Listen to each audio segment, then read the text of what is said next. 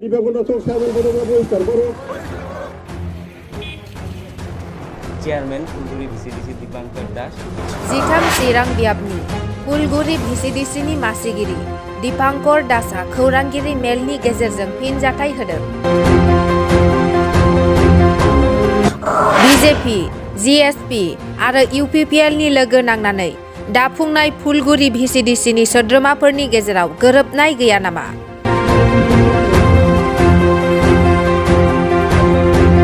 जेराव सोद्रोमाफोरा मासिगिरिखौ गनाया, फारसेथिं मासिगिरिया सोद्रोमाफोरखौ बिथोन होनो हाया।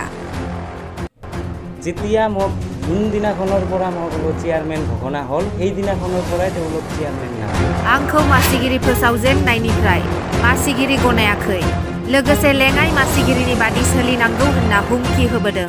তেওঁলোকে যদি তথ্য দিব পাৰে মই জেলত যাবৰ কাৰণেও প্ৰস্তুত আছোঁ। आंनि सायाव अजद दिखांनायनि सायाव फोरमान होनो हायोब्ला आं जोबथेसालियाव थांनो थियारि आरो फोरमान होनो हायाब्ला आं मानहानि जानायनि गसर होगोन।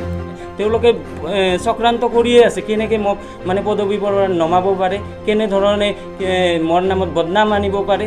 তো তেওঁলোকৰ এইটোও এটা তেওঁলোকৰ অভিসন্ধি বুলি মই ক'ব বিচাৰোঁ। MGN रेगाफोरबादि आसनिफोराव गावसिनि गोसोबादि खालामनो हायैनि आंखौ बोख्लायनो नाजादों होननानै फिनजाथाय होदों दीपांकर दासआ।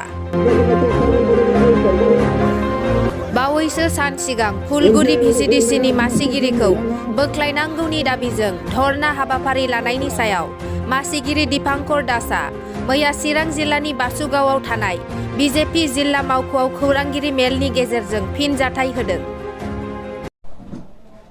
আজি আপোনালোকক ইয়াত মাতি অনাৰ উদ্দেশ্যটো হ'ল আপোনালোকে ইতিমধ্যে যোৱাকালি জানিবলৈ পাইছে যে আমাৰ মই চেয়াৰমেন ফুলগুৰি ভিচিডিচি দীপাঙ্কৰ দাস ফুলগুৰি চেয়াৰমেনত ভিচিডিচিৰ কালি চেয়াৰমেনৰ বিৰুদ্ধে এখন ধৰ্মঘট কাৰ্যসূচী পালন কৰিছিল বিভিন্ন মেম্বাৰবিলাকে মিলি পেলাই।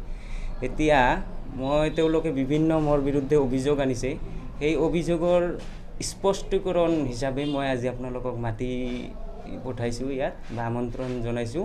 মই এতিয়া মোৰ স্পষ্টীকৰণখিনি ৰাখিম, বাকী স্পষ্টীকৰণ দিয়াৰ পিছত যদি আপোনালোকৰ কিবা সুধিবলগীয়া থাকে সেইখিনি আপোনালোকে সুধিব পাৰিব। তো মই প্ৰথমে পইণ্ট আকাৰে কিছুমান আপোনালোকৰ মাজত তুলি ধৰিব বিচাৰিম। এতিয়া যোৱাকালি তেওঁলোকে যেতিয়া ধৰ্ণাটো দিছিলে, ধৰ্ণাটোত তেওঁলোকে ফ্লগ কিছুমান বনাই লৈছিলে। ফ্লগত এনেকুৱা লিখিছিলে যে চেয়াৰমেন আমি নামানো। হয়, নিশ্চয় তেওঁলোকে চেয়াৰমেন নামানে। এইটো যেতিয়া মোক যোনদিনাখনৰ পৰা মোক চেয়াৰমেন ঘোষণা হ'ল সেইদিনাখনৰ পৰাই তেওঁলোক চেয়াৰমেন নামানে। তাৰ জ্বলন্ত উদাহৰণ এইটোৱে যে তেওঁলোকে প্ৰথম দিনটোত মই যেতিয়া চেয়াৰমেন শপত গ্ৰহণ কৰোঁ যেতিয়া মই গ্ৰামসভা পিছদিনাখনেই গ্ৰামসভা পাতিবলৈ দিছিল ব্লকৰ পৰা, গ্ৰামসভা পাতিবলৈ মই যেতিয়া ভিচিডিচিত উপস্থিত হওঁ কাৰ্যালয়ত, তেতিয়া মোক মানে ভিচিডিচিত সোমাবলৈ দিয়া নাছিলে আৰু কোনো ধৰণৰ মোক মানে কি কয় তাত গ্ৰামসভা পাতিবলৈ নিদিব বুলি বহুত ধৰণৰ হট্টগোল। পিছত বাধ্যত পৰি আমাৰ তেতিয়া ইনচাৰ্জ আছিল জেই প্ৰকাশ চন্দ্ৰ বুলি আমাৰ বাসুগাৰে, তেওঁৰ লগত পৰামৰ্শ কৰি পেলাই আমি লাষ্টত আহি পেলাই জাগাটো চেঞ্জ কৰি ৰাজচিৰাঙত আমি গ্ৰামসভা পাতিবলগীয়া হৈছিল। এনেকুৱা এটা প্ৰথম দিনৰ পৰাই মানে বিদ্ৰোহ মনোভাৱেৰে মোৰ ওপৰত হেৰেছমেণ্ট চলাই থকা হৈছে। আৰু যোনটো অফিচৰ চাবি আছিলে, চাবি মোক গ্ৰামসভাৰ পিছত মই দায়িত্বভাৰ গ্ৰহণ কৰাৰ 15 দিনৰ ভিতৰত কোনো ধৰণৰ মোৰ হাতত চাবি হস্তান্তৰ কৰা নাছিল তেওঁলোকে। এইটো দ্বিতীয় পইণ্ট থাকিল। আৰু পৰৱৰ্তী সময়ত মোক কোনোবা এটা বিশেষ সংগঠনৰ পৰা মোক বিভিন্ন প্ৰকাৰে ধমকি দি বা বিভিন্ন ধৰণৰ হেৰেছমেণ্ট কৰি বা ভাইচ চেয়াৰমেনৰ কথা মতে মই চলিব লাগিব বুলি এনেকুৱা ধমকি আহিছিলে। তাৰ প্ৰুফ মোৰ লগত ইতিমধ্যে আছে। যেতিয়া সময় আহিব মই এইটো প্ৰুফ আকাৰে আপোনালোকক নিশ্চয় দিম। এইটো এটা পইণ্ট থাকিল। আৰু কিছুমান ক'বলগীয়া আছে মোৰ। মই এখন 2021-22 চনৰ যোনটো MJ এনৰেগাত আপোনালোকে জানেই একশ্যন প্লেন হয়, একশ্যন প্লেনটো বনাই একচুৱেলি গ্ৰাম সভাত একচুৱেলি ছাবমিট কৰিব লাগে। সেইটো চেয়াৰমেনে মেম্বাৰবিলাকৰ লগত আলোচনা কৰি পেলাই সেইটো ব্লকত ছাবমিট কৰিব লাগে।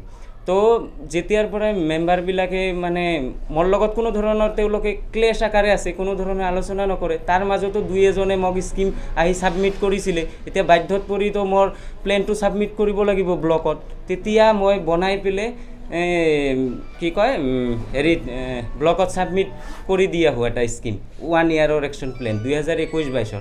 কিন্তু তেওঁলোকে কি কৰিলে, সেইখন তাৰ পৰা আনি পেলাই TCLCৰ চহী লাগে বুলি মোক এনেকৈ কৈছিল। তাৰপিছত ভাইচ চেয়াৰমেনে সেইখন স্কিম আনি টোটেলি স্কিম এমাউণ্টৰ পৰা আদি কৰি টোটেল স্কিম চেঞ্জ কৰি পেলাইছিল। চেঞ্জ কৰি ভাইচ চেয়াৰমেনৰ চিল চহী মাৰি পেলাই ব্লক অফিচত জমা দিছিলে।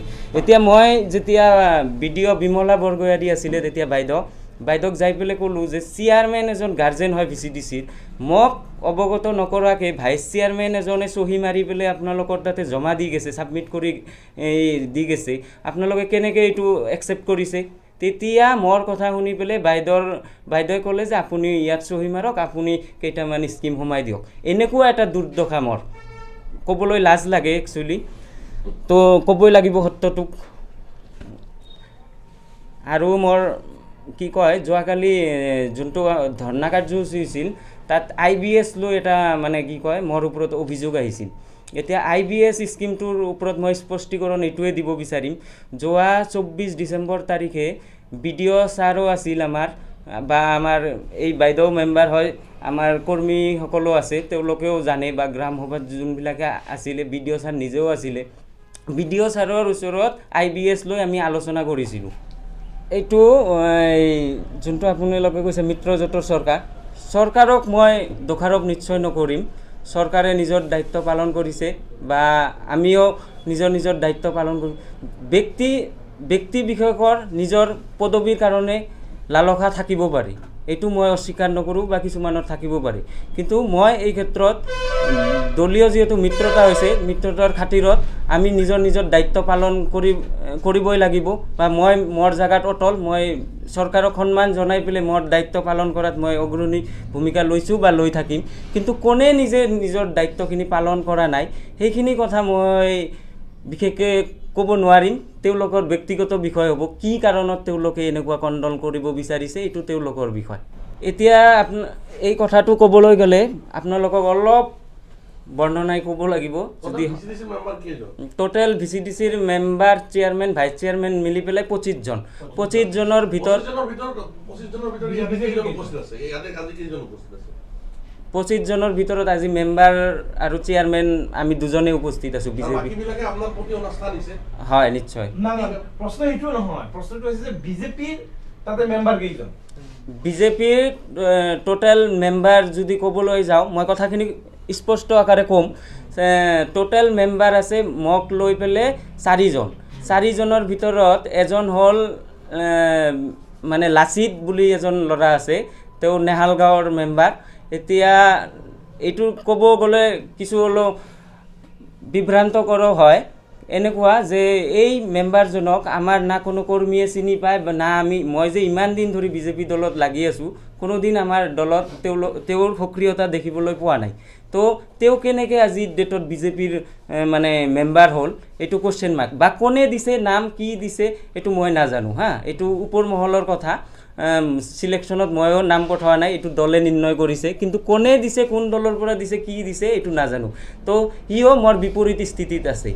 আৰু এজন হ'ল UPP অনিমা ৰায় বুলি এজন আছে, বাটা গাঁৱৰ মেম্বাৰ। এইটোৰ ক্ষেত্ৰতো আৰু লেটেষ্ট কাহিনী আপোনালোকক ক'লে ভাল লাগিব শুনি। মানে তেওঁ হ'ল BJPৰ দলৰ পৰা মেম্বাৰ পাইছে, তেওঁৰ হাজবেণ্ডটো UPPL দলৰ পৰা মেম্বাৰ পাইছে হা। তো এটা ঘৰতে 2জন মেম্বাৰ। এতিয়া চাওক, এটা ঘৰৰ পৰা 2জন মেম্বাৰ, হাজবেণ্ডটো যদি UPPLৰ হয়, ৱাইফটো BJPৰ মেম্বাৰ হয়, তেতিয়াহ'লে হাজবেণ্ড ৱাইফৰ মাজত কমিউনিকেশ্যন, গল্প আলাপ আলোচনা হৈয়ে থাকে। তো তেওঁ বাধা দিব পাৰে বা কিবা কৰিব পাৰে বা তেওঁৰ কথা মতে তেওঁ কালি প্ৰেছাৰাইজ কৰি আমাৰ মিটিঙত ধৰ্মঘট কাৰ্যসূচীত আনিব পাৰে। তো এই ধৰণৰ কিবা একটা হৈ আছে। তো নিট এণ্ড ক্লিন যদি আমি মেম্বাৰ কওঁ বিজেপিৰ এজনে আছে। আপোনালোকৰ উত্তৰটো চাগে মই দিব পাৰিছোঁ। আচ্ছা, এটা প্ৰশ্ন হৈছে যে যেহেতু মিত্ৰজোঁট তাতে জিএছপিৰ সদস্য আছে। নিশ্চয়। কেইজন আছে? জিএছপিৰ সদস্য 2জন আছে। জিএছপিৰ সদস্য 2জন, 4জন হ'ল বিজেপিৰ, আৰু বাকী 19জন হ'ল ইউপিপিএল। তো সংখ্যাগৰিষ্ঠ ইউপিপিএল থকাৰ পিছতো সভাপতিজন বিজেপিয়ে কিয় পালে? সুন্দৰ কুৱেশ্যনটো।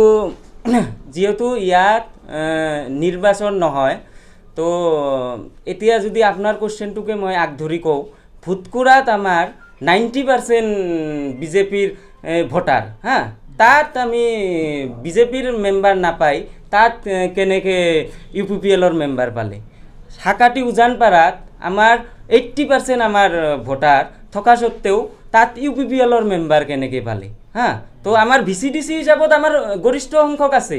হা, আমি যদি ইউপিপিএলৰ এই VCDCত ফুলগুৰি VCDCত কোনো ধৰণৰ ভোটাৰ তেনেকুৱা যেনেকুৱা থাকিব লাগিছিল এজন চেয়াৰমেন পাবৰ কাৰণে নাই। মই নস্যাৎ কৰিছোঁ বা প্ৰুফ আকাৰে যদি আপোনালোকেও যদি ইনকুৱাৰী কৰিব পাৰে নিশ্চয় পাব। যদি ফাৰ্ষ্ট আৰু ছেকেণ্ড চাবলৈ যাওঁ, BPF আৰু বিজেপিৰহে প্ৰভাৱ আছে ফুলগুৰি VCDCত। এতিয়া তেওঁলোকে ৰুলিঙত আহিছে, মানুহখিনি সামৰি ল'ব পাৰিছে। যি কি নহওক, মই VCDC লৈ কথা কৈ আছোঁ। আপোনালোকে এইবিলাক প্ৰশ্ন নকৰাই ভাল। দলীয় মজিয়া আছে, আপোনালোকে বিভিন্ন নেতা আহে, তেওঁলোকৰ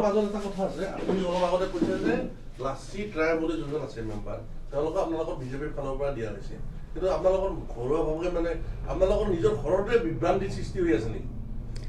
কাৰণ আপুনি লাচিদাক আপুনি কৈছে আজি আপোনালোকৰ মেম্বাৰ হোৱাৰ পিছতো এই বিজেপিৰ কাৰ্যালয়ত তেওঁ মেম্বাৰ হয় নে নহয় তেওঁ সন্দেহজনক। আৰু যোনজন অনিমা ৰায়ৰ কথা কৈছে, কিন্তু হাজবেণ্ড ৱাইফৰ কথাটো বেলেগ। হাজবেণ্ডে কোনোবা এটা পাৰ্টি কৰিব পাৰে, অনিমা ৰায়ে কোনোবা এটা পাৰ্টি কৰিব পাৰে, ৱাইফে, সেইটো বেলেগ কথা, সেইটো বাদে দিছোঁ। কিন্তু আপোনালোকৰ ঘৰৰ মাজতে কিবা অলপ খেলি মেলি আছে নেকি? নিশ্চয়। আমাৰ যিহেতু লাচিত ৰায় আপোনালোকৰ মেম্বাৰ হৈ কেনে তেওঁ পদবী পাইছে, কিন্তু লাচিত ৰায়ক আপোনালোকে চিনি নাপাওঁ বুলি কৈছে।